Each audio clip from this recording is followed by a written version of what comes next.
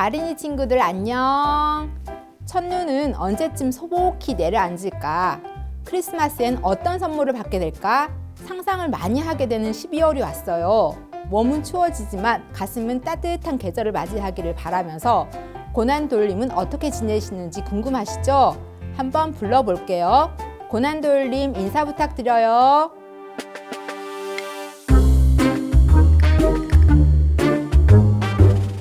안녕. 나는 어떤 내용이든지 여러분들에게 알려줄 과학탐정 고난도일이야. 어과동 12월호 기획기사로 조선탐정 염전에서 단서를 찾아라. 기후변화에 대해 소개하고 있어요. 조선탐정이 전라북도 고창군 곰소만 갯벌에서 염전의 위치로 해수면 변화를 유추해서 기후변화의 단서를 찾았다고 하는데 고난돌림과 함께 살펴볼게요. 연구자들이 전라북도 곰소만의 지형과 고문서에 나온 염전 위치의 기록을 연관지어 해수면의 변화를 파악했다고 하는데 도대체 소금과 해수면이 무슨 관계가 있나요?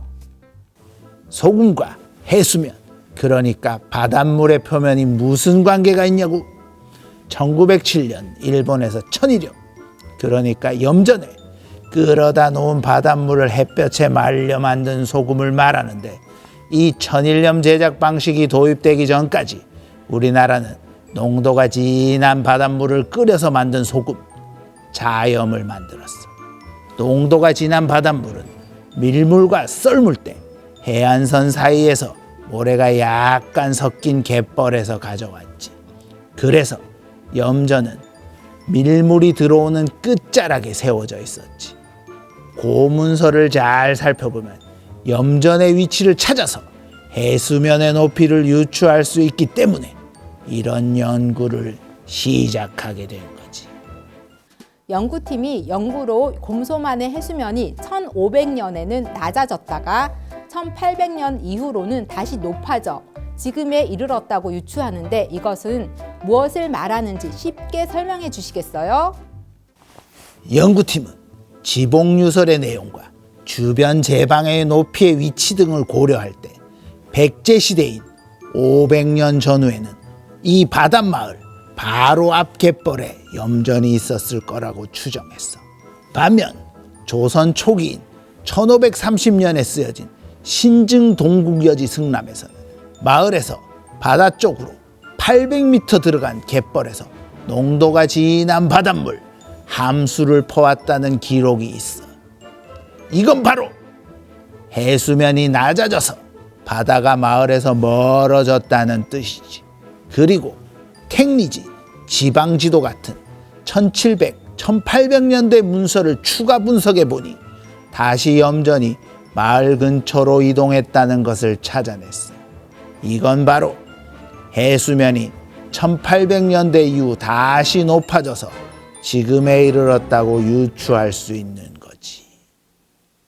소금 생산 기록으로 추정한 해수면 변화를 곰소만 일대에서 채취한 물질과 비교했더니 고문서를 통해 내린 가설, 해수면은 1500년에 가장 낮았다가 다시 1800년도부터 지금과 비슷한 수준으로 상승했다와 과연 일치했나요?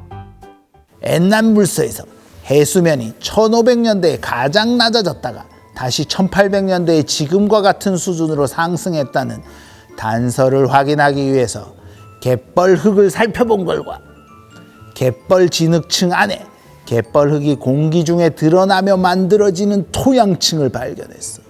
이는 해수면이 낮아져 갯벌이 물 밖으로 드러나며 토양층이 되었다는 의미지.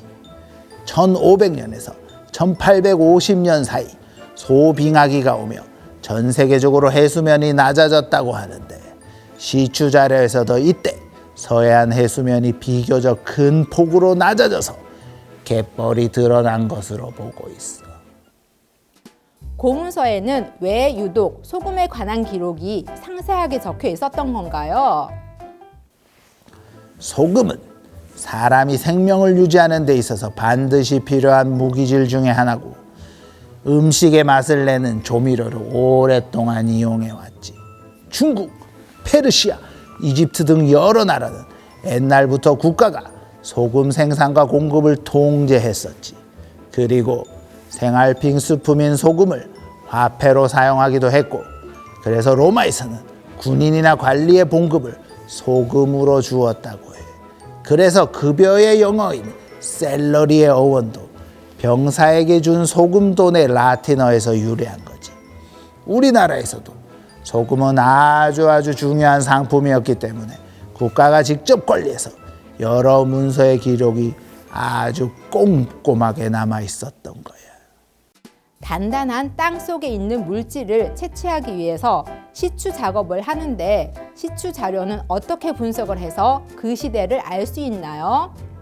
시추공에서 진흙, 모래 등을 일정한 간격으로 퍼 분석을 준비하지. 그리고 흙을 물에 풀어서 레이저를 쏘게 되면 입자 분석을 실시할 수 있게 돼. 진흙은 모래보다 입자가 작은데 각 입자의 크기가 몇 %씩 들었나 분석을 해서 흙의 구성을 살펴보게 되지. 흙 안에 식물성 플랑크톤이 있는지 살펴봐서 당시의 갯벌인지 겉으로 드러난 흙, 즉 토양층인지 알아보는 한편, 방사성 동위원소 연대 측정 기기를 이용해서 각 층이 먼저 쌓였는지 시기도 분석할 수 있다고 해. 네, 오늘은 기후변화를 고문서를 통해 알아낸 기획 기사로 알아봤는데요. 제대로 된 몇백 년 전의 기록이 소중한 자료가 된다는 것을 알았네요. 과거의 역사를 통해 미래로 나아가는 과린이들이 되기를 바라면서 오늘은 마치고 다음 시간에 또 만나요. 안녕.